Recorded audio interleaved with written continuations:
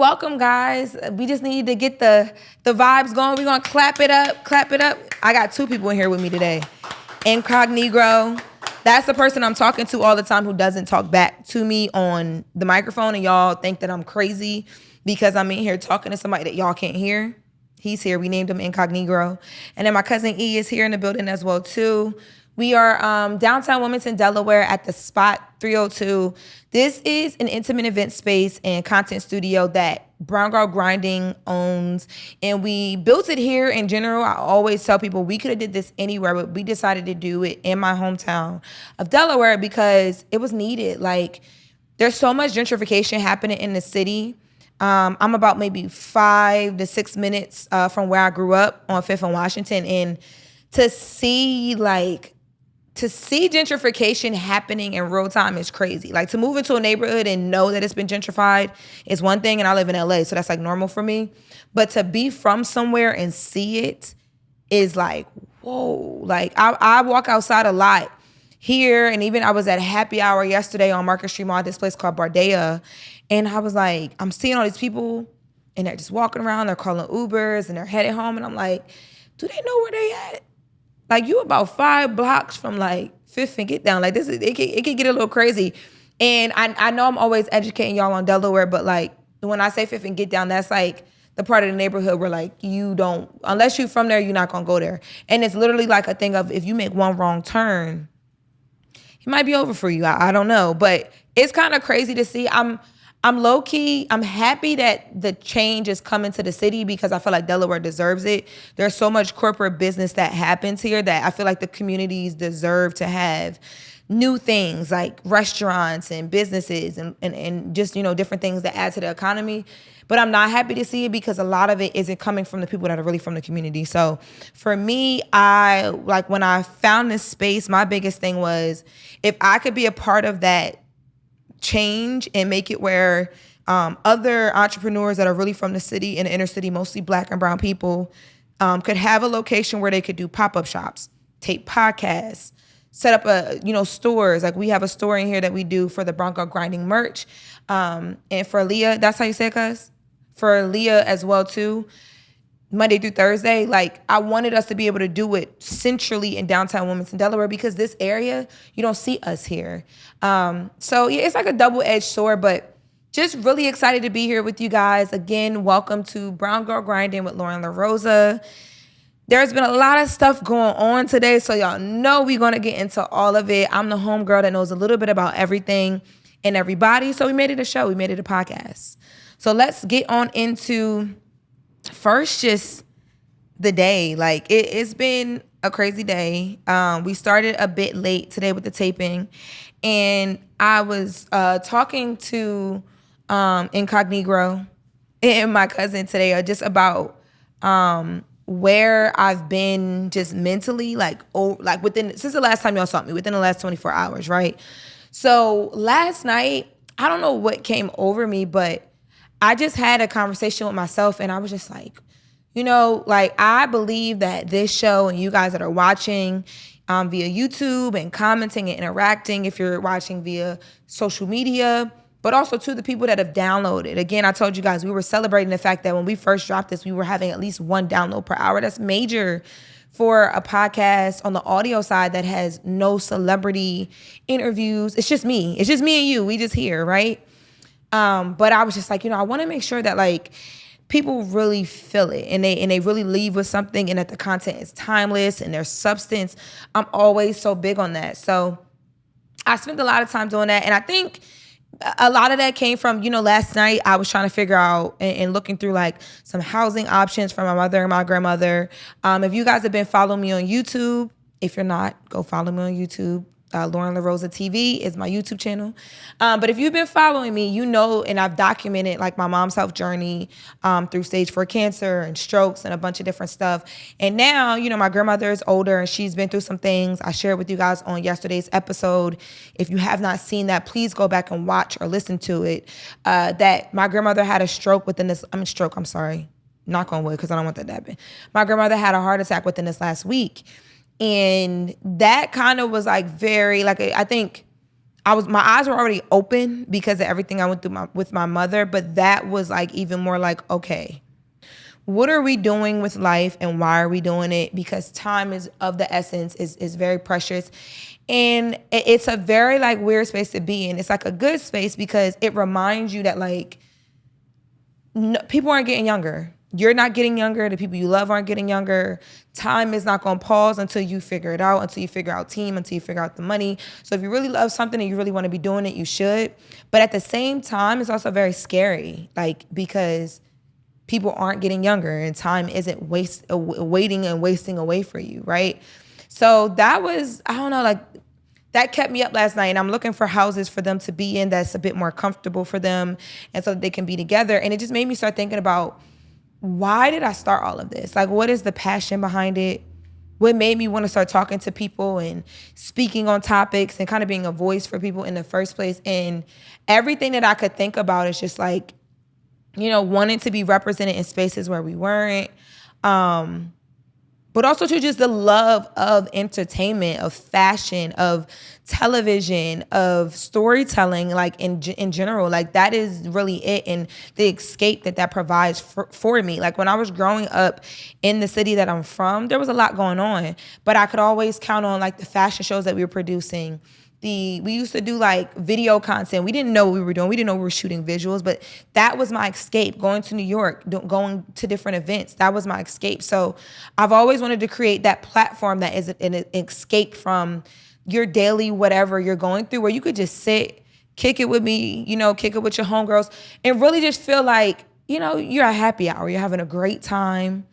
Nothing that's happening in your world matters at that time. You're with good people and good company, and you're in love. So that's what Brown Girl Grinding with Loren LoRosa is, and that's what kept me up last night. So if your dreams aren't keeping you up, you need to figure something else out, because I realized like that it's supposed to be like that. So as we, you know, digest all of that, I do want to get into some of the things that have been going down today, because I know there's a lot of stuff that you guys are looking to talk about today. So I wanted to start off with something that I think is, I would say that it's possibly detrimental to the entertainment industry, but there are a lot of people who are looking at this and saying, you know what, this may change things. It may create jobs. It may just open things up the way that social media did when social media came in and people felt like, no, it's terrestrial radio or it's nothing. If you pop it on TikTok, that don't matter. You need terrestrial radio, right? So Drake and the Weeknd, there is this AI song that is a collab between Drake and the Weeknd, and it might be bound to receive a Grammy. So the song is called Heart on My Sleeve.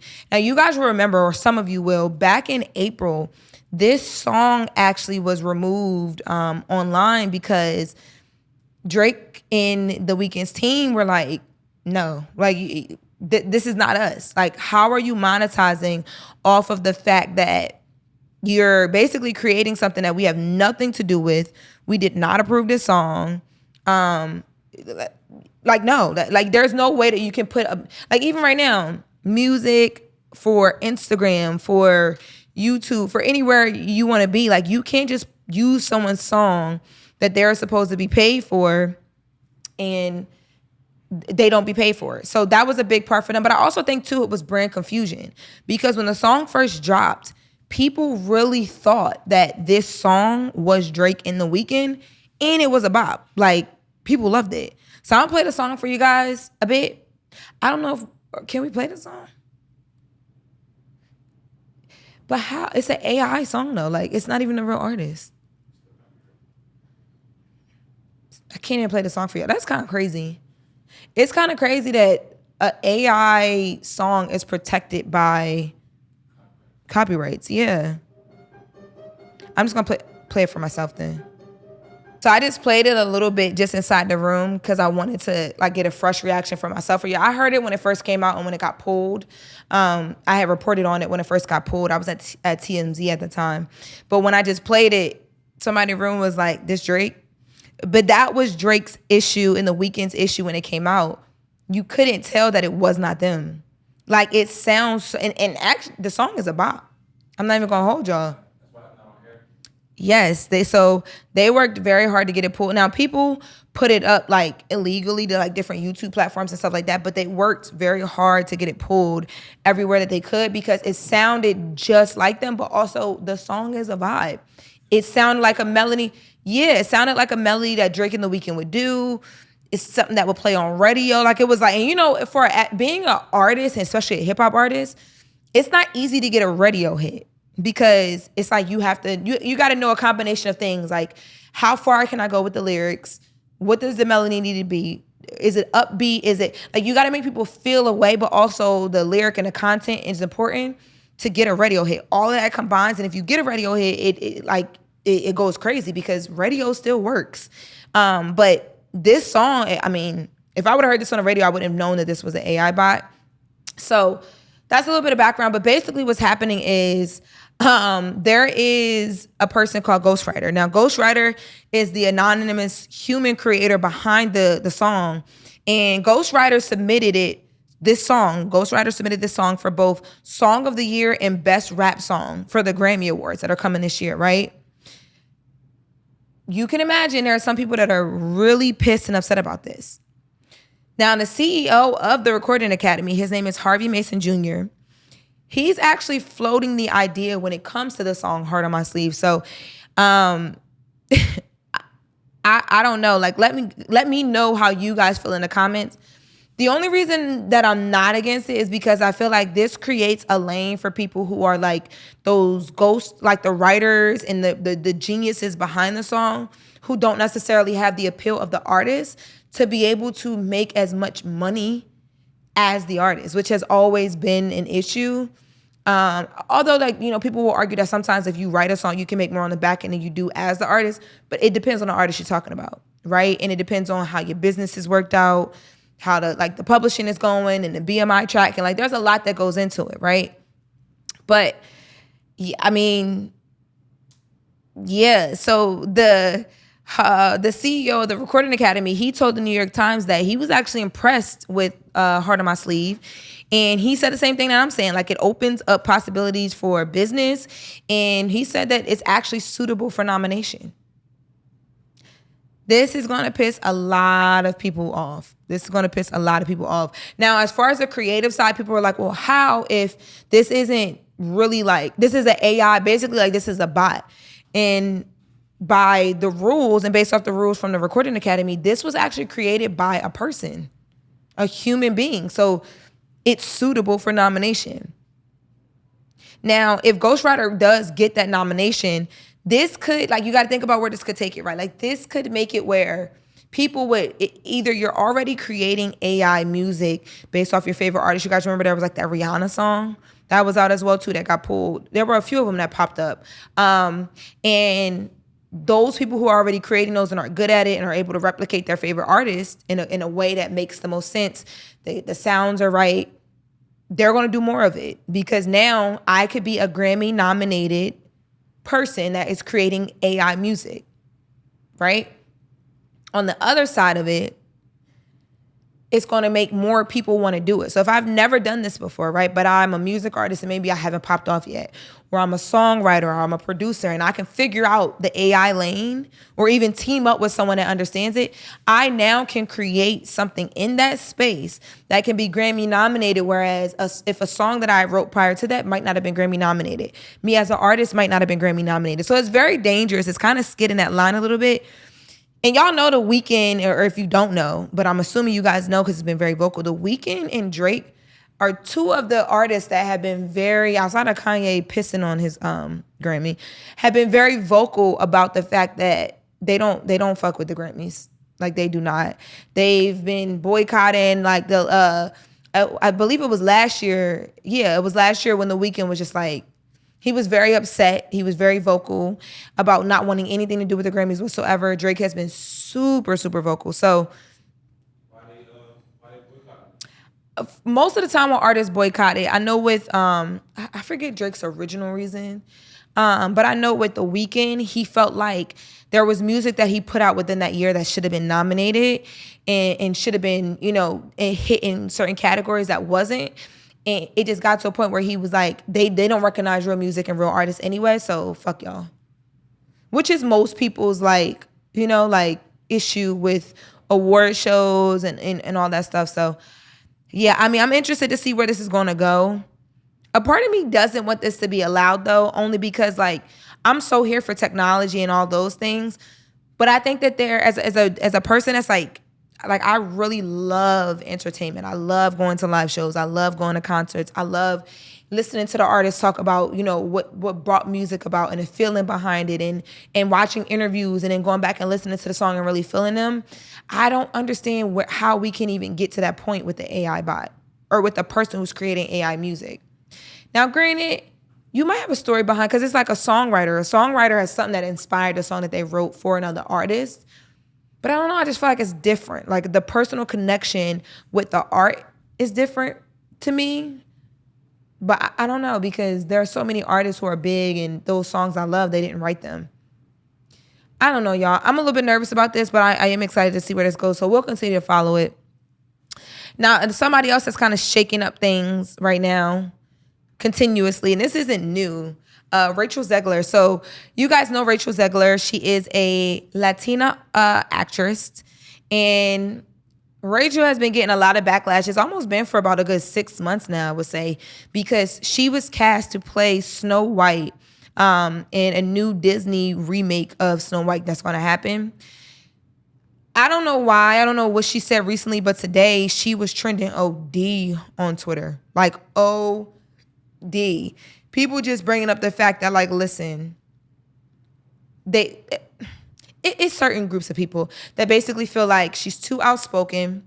She's too woke. She's already spoken against Disney and what they've done with Snow White thus far, as far as making her like a super white character, a woman that's chasing love of a man in order to make her story complete. That whole like, our girls shouldn't aspire to be princesses because a man doesn't make your world, you can make your own world. She's been very vocal about that. She's also come out and said that in this Disney remake that she's a part of, they changed Snow White's storyline, right? And also too, people are upset that she's Latina and Snow White is white. But they did the same thing with The Little Mermaid with Halle Bailey. I always get Halle Berry and Halle Bailey's names confused. Not them, but the names, because they're so similar. But so people are upset that she's Latino, but more so, they're really upset because she said that that Disney and her worked on a different storyline for Snow White. So Snow White is coming back with a new storyline like this is reality TV. Snow White is no longer going to be the girl that's chasing. She wasn't even chasing him. Low key, homeboy was stalking her in the movie. And that was something else that Rachel did not like. But if you go back and watch a lot of these Disney movies as an adult, you'll realize that like some stuff is a little bit off. Like even like, I'm not gonna go all the way to it, but some stuff is a little bit off or whatever. But basically, some of the things that she wasn't comfortable with, they changed. So she's no longer chasing a man. Her story isn't all about being a princess and having a storyline as a princess. It's really now about her figuring out her own future and what works for her and why it works for her. And maybe love is a part of it as well too, but it's not her main focus. People are pissed, so Boycott Snow White is happening. Now let me know what you guys think. I feel like it's 2023. Like, if you want to change some storylines, if you want to make things more relatable, there are so many women in the world now that feel like life isn't all about a man. And I know y'all Kevin Samuels types hate that, but there are people that feel that way. There are also women who feel like I want to be that woman that's my life is about catering to my man. I feel like whatever is for you is for you. Wherever you want to lie. I do think that eventually all of us realize that everybody needs somebody, but that looks different for every person.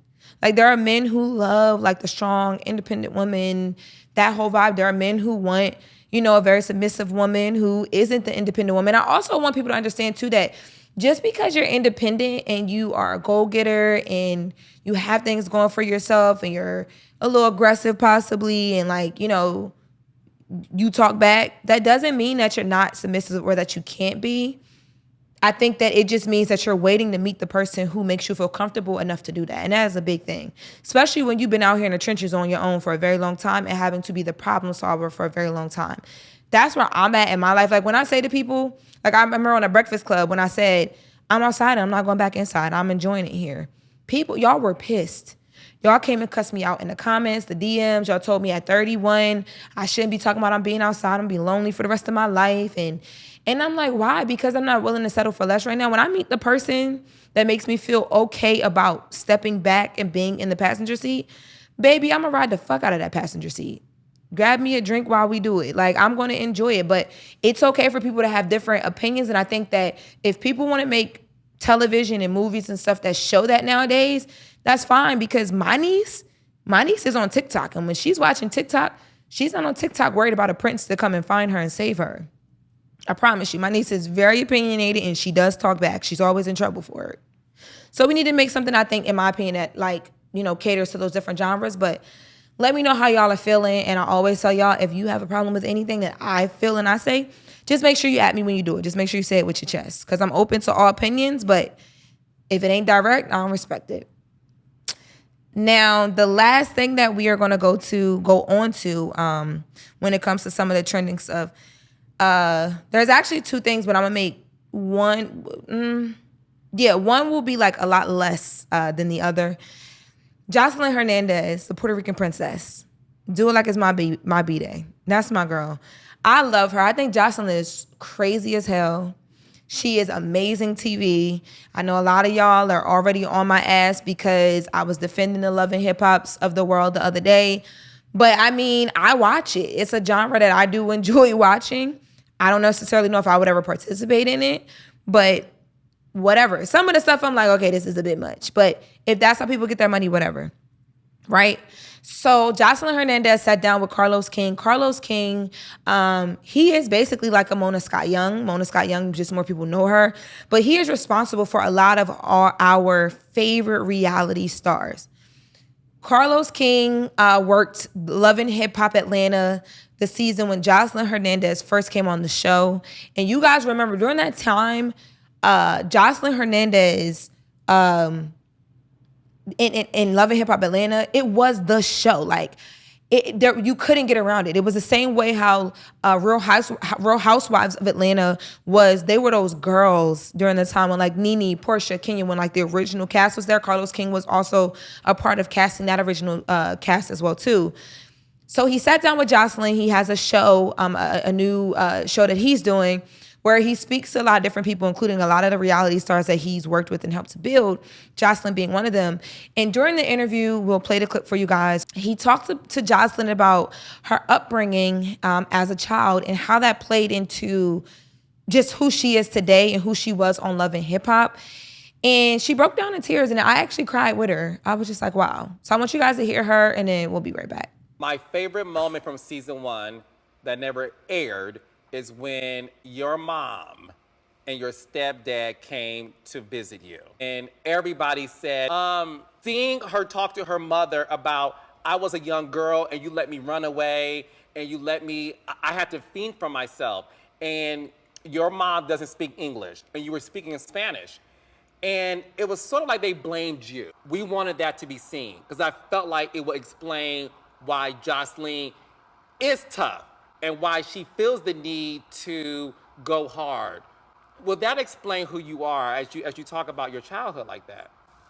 Well, you know, I feel like I had a really rough childhood because, I feel like I was never given an opportunity, and like from my mom or my family, I feel like I was never given an opportunity, and I just feel like a lot of moms don't take responsibility for them not taking care or guiding their kids the way they need to be guided or the way they need to be dealt with. And I just felt like I could have been so much further in life if she was just a better mom. I mean, you're talking about a lady that has 6 kids with 5 different baby daddies, my mom. And you really never just been there for your child or even taught them anything. I mean, she doesn't know how to drive. She doesn't speak English. I've tried. I've spent a lot of money. I've spent a lot of time. But I just feel like she just failed me, and not just me, her other kids, by not giving us an opportunity to be the best we could be. Did she know how to do that? Maybe not. But I'm not going to give her that excuse, and I'm not going to give her a pass. And I just feel like I just have to grow up so fast by myself without anybody's help. And I just think it's so fucked up that a lot of mothers let their kids do that. For me, that was, I didn't know, I never, I don't think I ever really looked into Joseline's background as much because there was just no reason to. Like, I watched Joseline on Love and Hip Hop Atlanta. I watched a little bit of Joseline's Cabaret. It's not really my vibe, but I follow her on Instagram, and like I laugh at some of the stuff that she does and do it like it's my B-Day. I was so happy when my girl got a hit because they've been playing with her. Sorry, y'all, sirens. I told y'all we in the city. Yeah, I told y'all, but we okay though. We good. We okay. But yeah, so I was so happy when my girl got a hit because I feel like people played with her for so long about music. But when I listened to her, like when he brought up that question about her mom and the relationship with her mom, I think that was the first time that I ever saw Joseline as a person for real.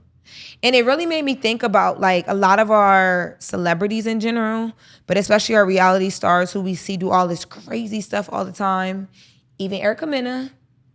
And I don't ever want to be the person giving people grace that don't deserve it. But I told you guys earlier in the episode, I feel like everybody deserves that chance to like mess up, get the slap on the hand, and change if they are actually going to change. Erica Mena has done and said some very disgusting, racist things, not just this time, right? So if she's actually going to change, but it just made me think about a lot of different things, right? So first, when it comes to Joseline, it made me think about just as a woman, how blessed I am to have a mother that, like, I've never seen my mom in a relationship really. So I've never had to go through like my mom choosing men over me or dealing with my mom going through like relationships up and down in front of me as a woman growing up. And, you know, like I've never seen that. And on one end, I used to always feel like it's kind of messed up.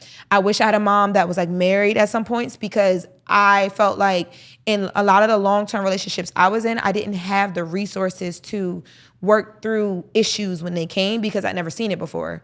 But on the other end, when I watched Joseline today, I'm like, damn, I'm so blessed that my mom purposely, she always tells me, she never wanted to bring that. I did see her go through some things, but it didn't last long. She cut it off. She never wanted to bring that into our household because she didn't want us to grow up watching that. Like she knew that it could be detrimental to us. And when she had her kids, we were her everything. I can't imagine not having a mom who felt like that about me and who would put men before me and would allow me to just run away and never come find me. Like, no matter what I go through with my mother, with my grandma, like whatever, I know that they're always going to be my saving grace at the end of the day. It made me feel so empty for Joseline. Like it really did. Like I literally cried with her. I'm like, dang, like you grasping at straws a little bit. And then you're doing it in front of the world, right? Like you're on national TV. You become the superstar of this breakout show. Everything is happening fast. You the side chick for a little bit, then you become the girlfriend and stuff. Like it's so much. It just made me look at her a little bit differently and want to give her a little bit more grace when I see her doing things like beating up people from Joseline's Cabaret and, you know, going insane and just her battle with like drug use and just different things that she's talked about. Definitely made me want to give her more grace. But it made me think about the Erica Mena situation a little bit differently too. Now, I don't know, you know, what Erica Mena's background is and where some of her malice lies, because I think that there is a malice there that she doesn't necessarily fully want to take time to like sort through. But it made me definitely, and even like the situation with her kid, I've been on here saying that doesn't warrant it. And I still feel like it doesn't. For anything that Spice said to Erica Mena does not warrant a racist response. But I don't know, it made me look completely different because I was on one side completely. It was all Spice for me. Now I'm like, you know what? Both of the things were very messed up. One of the things was racist and you deserve all of the consequences that come with that. But I don't want your life, I don't want your world to be over. I want you to get this, feel it, learn, grow, and move forward. And I don't know, you know, it's kind of crazy that Joseline was my beacon, my light. Like the Puerto Rican princess is who, you know, kind of made me have some sense about certain things. Like that's kind of crazy to me. But the interview was really good. And like that moment, she says she's dropping a book where she's going to go more into her relationship with her mother and her family and how that played a part into who she is and the things that she's done right, wrong, her being a great mom now, like all that. And I actually would buy the book to read it. Like, did Erica get fired? Erica was, I wouldn't even say she was fired because that sounds so indefinite. She was, basically, she's not allowed to film for the next season that's coming up. And they didn't say, so they'll probably bring her back after that, depending on, like, I guess how she regroups from all of this. She was on Atlanta just like recently. She's been on a few of them, but she was on Atlanta recently. She can. They always do that where they move the girls around. Like, she was not originally on Atlanta. She was originally in New York, and then they brought her down to Atlanta. Yeah, but I mean, I don't even think that she needs to move locations. I think she just needs to realize, like, baby, there's something going on in you that makes you think that it's okay to comment on people's skin color, call people monkeys. Like, there's something there. Like, I need you to, like, kind of slow down a little bit and have a conversation, because you're raising Black children and you're raising a daughter. And I would hate for you to raise a daughter that thinks because she has what the world deems as good hair and lighter skin, she could treat people like shit, because times are changing. That can be very dangerous for her, literally. And to walk around in the world that oblivious, it's like how Jay-Z was like, with the OJ line, yeah, I'm not Black, I'm OJ. Yeah, okay. Because at the end of the day, you're going to get into some space where you're going to be the only. I don't care what your complexion is, how well your hair curl up. Eventually, you're going to get into some space where you are the only. And like Meghan Markle talked a lot about not realizing how much race played a factor in her life until she got into the royal family. And it was a hell of a shock for her because her mom protected her from it for so long. Don't let that be your baby. Like, you need to deal with a lot of those issues so that you can help parent your children, your Black children, because this world is a little crazy and people only getting bolder about how they feel about stuff, especially with social media and you being on television. But I say all that to say the Puerto Rican princess basically showed me the light today, y'all. So please go watch. That's crazy as hell that I'm even saying that. But yeah, please go watch that interview. It's definitely worth watching. And to close it out, before we get to the happy hour, today I just want to show some love for Heron Preston. Heron Preston is a designer. He has a unisex line, but he has been designing for some time. And today, the announcement came down that he was sought after and now will be, and he is tapped as the creative menswear advisor for H&M. So this is going to be so fire for him. Number one, I remember when Pharrell was tapped as the head of menswear for Louis after Virgil. He took over Virgil Abloh's position. Now, granted, that like the Louis Vuitton dime, Pharrell has been influencing my fashion, my friends' fashion, streetwear fashion, and culture my whole life. So I got it, like, when they did it. But there were a lot of people that felt like he's a celebrity at the end of the day. They only did this because he's a celebrity. There's so many people, Black male designers that are doing their thing and are really still outside in the streets and in the culture that could have deserved that. Heron Preston was one of those names that was mentioned when all of that came up. So I hope y'all don't have anything negative to say about this, because I don't see how y'all could. I'm so excited for him. I know, like, Heron Preston's stuff, what I love about it is it's very simple, but it's very chic and high level. But the branding, like, he's so good at, like, someone could be across the street right now wearing his stuff, and I can tell based off of what the look of the outfit is, right? Like what the piece is, but also he has, like, the tagging that he does religiously on every piece of clothing. There's so much that you can learn from him as a designer. I know I watch his stuff all the time and learn so much about how to make things a staple for a brand. So I'm really excited to see what he does with H&M. I know they do, like, their yearly collabs where they drop, like, the Mugler. They just did Mugler recently. I've gotten some of the H&M Alexander Wang collabs. They've done a bunch of different things. So I'm excited to see what he does in that space. I'm a girl that, like, I buy men's clothing as well too. So I'll be shopping, but I did want to show him some love. We're headed into Fashion Week. We'll be bringing you guys some content from Fashion Week, so I felt like it was only right that we ended on the news tip with a big news announcement. And to see a young Black man get in a house like a H&M, you know, even though the price points aren't the couture world, H&M is still regarded in the fashion industry, and they've been corporately doing well for so long. I love to see us being able to do that. That's what it's about. It's about taking what you've already been doing and being able to partner with these brands and being strategic to build your brand while you're building theirs and building your portfolio. So shout out to him. I love to see that. So now we're going to end this thing on a happy hour segment. So for me, I'm always like hitting up the homies like, what y'all doing? Y'all want to go have drinks? Don't nobody want to go to happy hour around here? Like, what, y'all not happy? Like, every time I come into town, no matter where I'm at, if I'm flying into New York, Atlanta, if I'm back home in LA, if I'm in my hometown of Delaware, literally, I'm that person religiously. And today and last night when I was thinking, I told you guys I was up late night really thinking, one of the things that like I thought about was I always want to create a space where like people feel like I can really come there and talk and fellowship and have a vibe and release and get uplifted. And for me, that's happy hour.